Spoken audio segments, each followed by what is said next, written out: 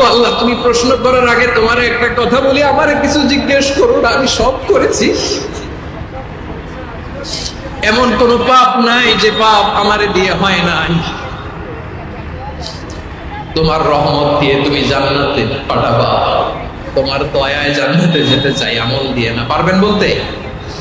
কিয়ামতের দিন আমরা বলবো, আল্লাহ আমার আমল দিয়ে জান্নাত চাই না, আমি তোমার দয়া দিয়ে জান্নাত চাই। তোমার দয়া ছাড়া আমার কোনো উপায় নাই।